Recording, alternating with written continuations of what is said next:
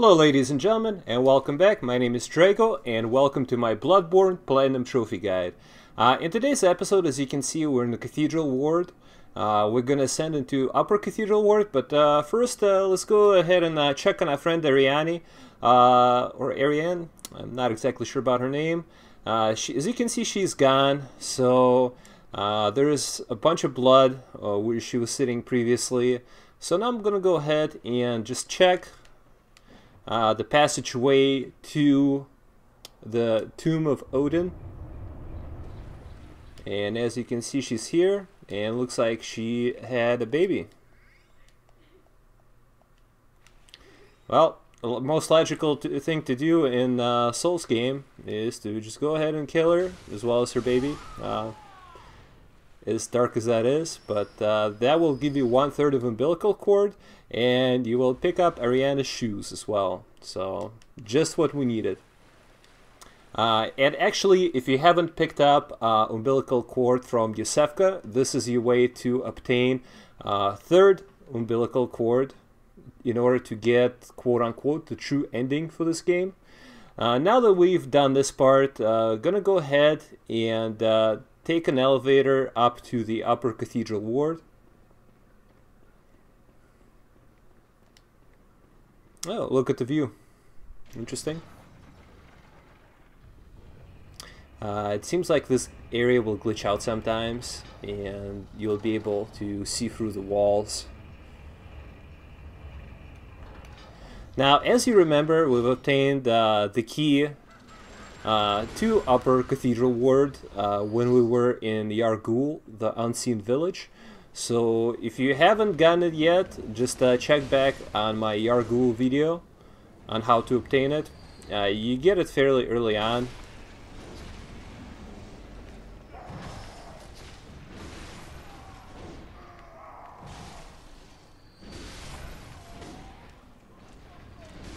And as you can see, these guys are no longer a match for us.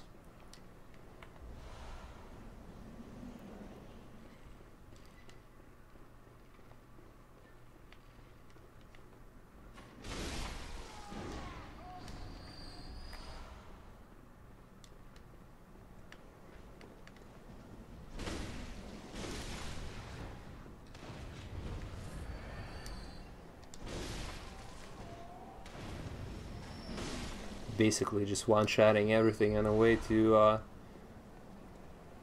the top. And I'm rocking the Executioner armor set that we've seen Alfred wear previously, along with Gold Ardeo, which is the helmet that he uses when he kills Annalise, the Queen of the Wild Bloods.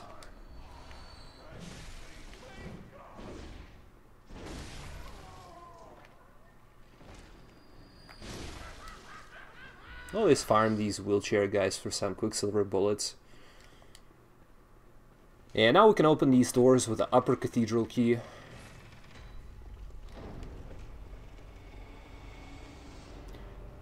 Now these fetuses aren't going to be hostile for the most part. There's going to be just one area that will try to attack you. Pick up some blue elixir. Now these church servants, I'm just gonna run past them in this area, but you'll notice, if you fight them, you'll notice that they're a lot tougher than the church servants you meet on the way to Vicar Amelia. And they're also gonna do a lot more damage. This front area here is full with these fetuses. I'm just gonna go ahead and pick up the Great Lake rune here. Pretty useful rune, gives you 5% bonus on damage. And also on the other side, see there's a bunch of carrion crows here.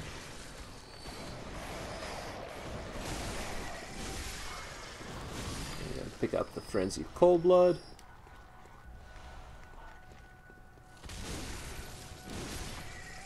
Yeah, I'm not going to deal with these fetuses. If you do decide to attack them, beware. If you're not careful, they can inflict frenzy on you.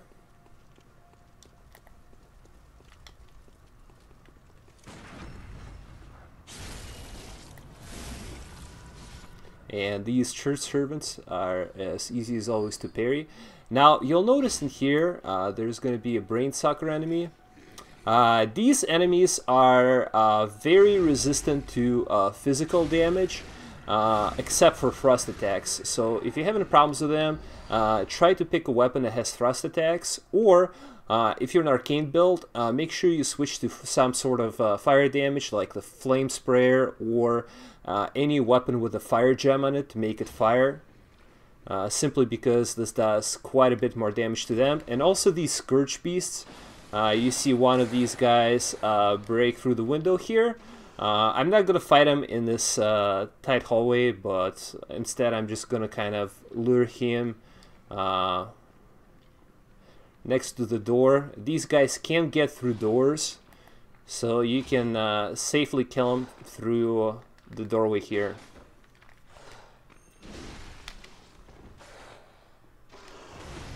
So you can see these guys are pretty resistant to physical attacks as well, but they're weak against thrust attacks, so you can always kill them a lot faster with thrust attacks. Once you clear out the Scourge Beast, go ahead and open the doorway here, and when you proceed to this next area, the kind of the big cathedral area, take a notice of the chandelier at the top. There are a bunch of Scourge Beasts on top, and as soon as you walk down the stairs, the chandelier will break and these Scourge Beasts will drop down. So I'm just gonna go ahead and do the same thing here. I'm gonna lure them into the doorway, and I can kill them from here. Also, if you're trying to kill them quicker, again, you know, remember, if you have a fire paper buff, you can use that for additional damage boost against these guys.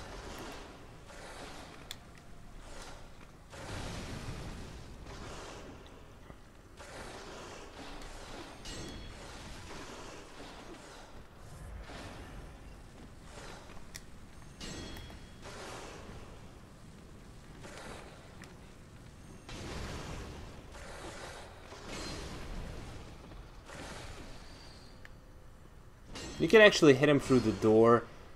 I just failed at it a couple of times here.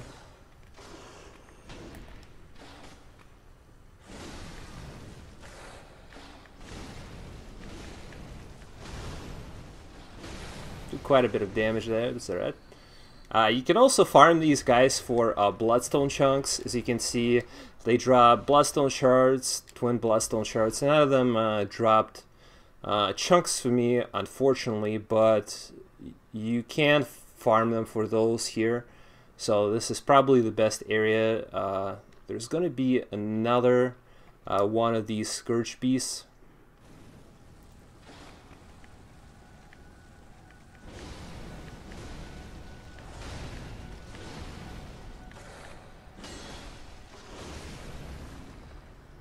And bloodstone shards again. Now, you'll see an item towards the end of the walkway here. Go ahead, pick it up. It's going to be ritual blood. Important material for chalice dungeons. So make sure you scoop it up.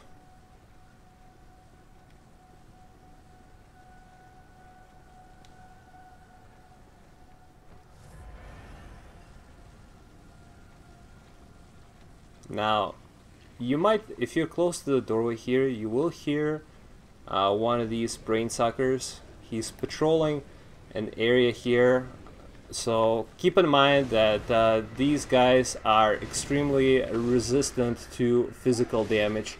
So the best way to kill them is with thrust attacks or any kind of fire weaponry, also Molotov cocktails if you have those. Alright, now I'm gonna go ahead, search body here. You'll pick up Cosmic Eye Watcher badge. It will enable you to purchase Rosmarinus, which is one of the firearms, very useful for arcane builds, and you'll also be able to purchase poison knives as well from a messenger shop, which I personally love using. In the hallway here, you'll see one of these wandering nightmares. Go ahead and kill it. Pick up a couple of bloodstone chunks now. Behind the door, there's going to be another one of these brain suckers.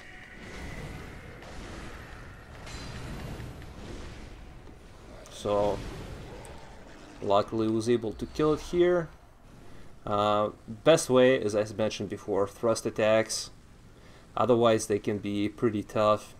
So there's going to be a couple of them at the top yet. So I'm going to go ahead and take the stairs.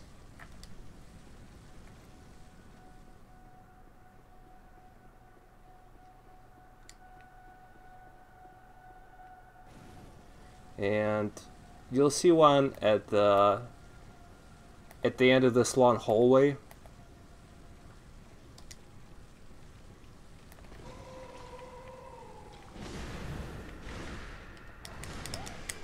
And he got me. Yeah, this grab attack, extremely annoying. Anytime it happens, it will take off 2 inside.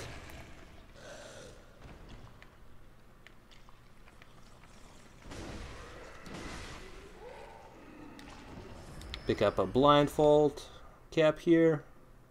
Blue elixir. Blue elixir makes you somewhat invisible. It's very good for just running past enemies.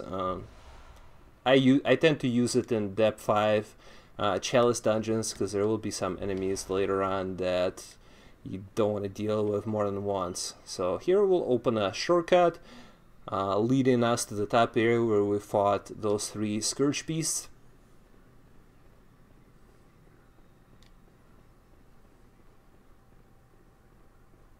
And now in this next area to the right there will be a couple more of these brain suckers, so I'm just gonna go ahead and see if I can backstab one of them.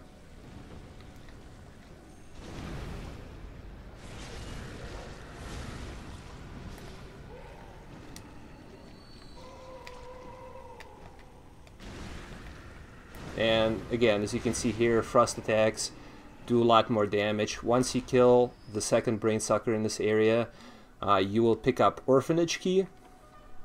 Orphanage Key will open up the large door at the bottom. Now, before you do that, also check the area past this doorway here. There will be kind of this body, that skeleton that's stationed in the middle of this room. If you inspect it, you will see make contact gesture, and it will come in handy later on. I'm gonna go ahead and put it on.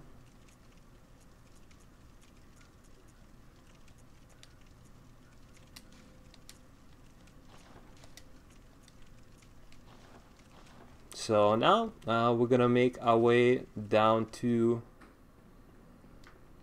the lower floor once again.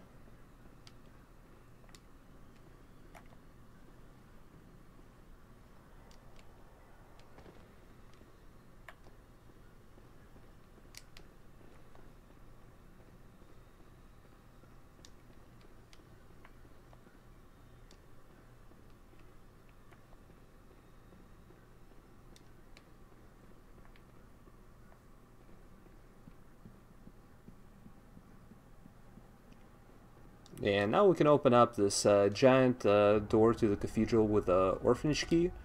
And we can also open up a shortcut to the lantern.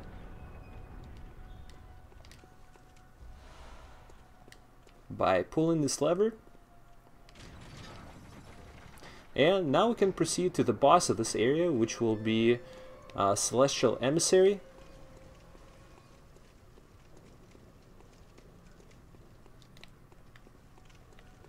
These Celestial Emissary enemies are very weak to bolt damage and thrust attacks as well. So if you want to have easier time with this boss fight, stack up on some bolt papers.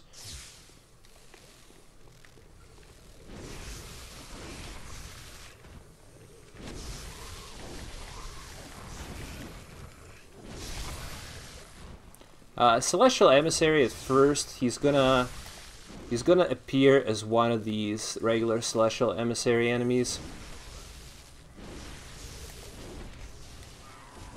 Now, once you get him to about 50% health, he will drastically grow in size, and he'll keep spawning these smaller Celestial Emissary enemies.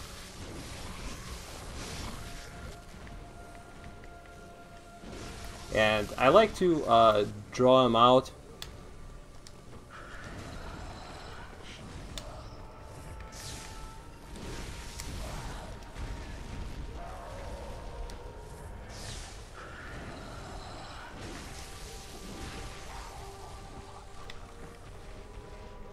Here, yeah, the best way to fight him, as you can see, is to kind of just get him up on top of the steps. Once he's dead, he will drop a communion rune for you, and you'll also have receiving access to the lantern. Now, this is not the final boss of this area.